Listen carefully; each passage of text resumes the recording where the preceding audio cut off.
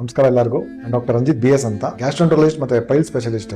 ತುಂಬಾ ಜನ ಪೇಷಂಟ್ಗಳು ನನ್ನ ಹತ್ರ ಬಂದ್ಬಿಟ್ಟು, ಸರ್ ನಾನ್ ವೆಜ್ ತಿಂದ್ರೆ ಪೈಲ್ಸ್ ಒಳ್ಳೇದಾ ಕೆಟ್ಟದಾ ಇಲ್ಲ ಏನು ಆಗಲ್ವಾ ಅಂತ ಕೇಳ್ತಾರೆ. ಸರ್ ಹಂದಿ ಮಾಂಸ ತಿಂದ್ರೆ ಪೈಲ್ಸ್ ಒಳ್ಳೇದಾ ಅಂತ ಕೇಳ್ತಾರೆ. ಏನೇ ನಾನ್ ವೆಜ್ ಆಗಿರ್ಲಿ, ಚಿಕನ್ ಆಗಿರ್ಲಿ, ಮಟನ್ ಆಗಿರ್ಲಿ, ಇಲ್ಲ ಅಂದ್ರೆ ಫಿಶ್ ಆಗಿರ್ಲಿ, ಬೀಫ್ ಆಗಿರ್ಲಿ, ಪೋರ್ಕ್ ಆಗಿರ್ಲಿ, ನಾವು ಹೊಟ್ಟೆ ತಗೊಂಡ್ಮೇಲೆ ಎಲ್ಲ ಪ್ರೋಟೀನ್ ಆಗುತ್ತೆ.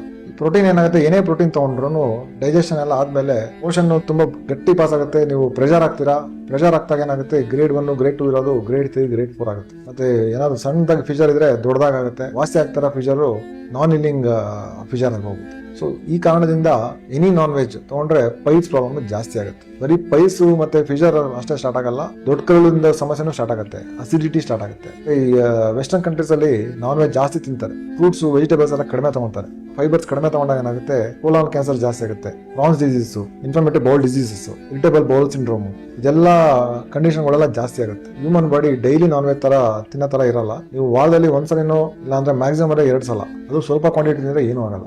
ಪೇಷಂಟ್ಗಳು ಕೇಳ್ತಾರೆ, ಸರ್ ಹಂಗಾದ್ರೆ ನಾವು ನಾನ್ ವೆಜ್ ಕಂಪ್ಲೀಟ್ ಬಿಟ್ಬಿಡ್ಬೇಕಾ ಅಂತ ಕೇಳ್ತಾರೆ. ನಿಮ್ಗೆ ಏನಾದ್ರು ಈ ತರ ಸಿಂಟಮ್ಸ್ ಇದ್ರೆ, ಪೈಲ್ ಸಿಂಟಮ್ಸ್, ಉರಿ ಆಗ್ತಾ ಇರೋದು, ಪೇನ್ ಆಗ್ತಾ ಇರೋದು, ಏನಾದ್ರೆ ಗೆಡ್ಡೆ ತರ ಬರ್ತಾ ಇರೋದು, ಬ್ಲಡ್ ಹೋಗ್ತಾ ಇರೋದು, ಡಾಕ್ಟರ್ ತೋರಿಸ್ಕೊಂಡು ಈ ಸಿಂಟಮ್ಸ್ ಎಲ್ಲ ಕ್ಯೂರ್ ಮಾಡ್ಕೊಂಡು ಬೇಕಾದ್ರೆ ನಾನ್ ವೆಜ್ ತಗೊಳ್ಳಿ.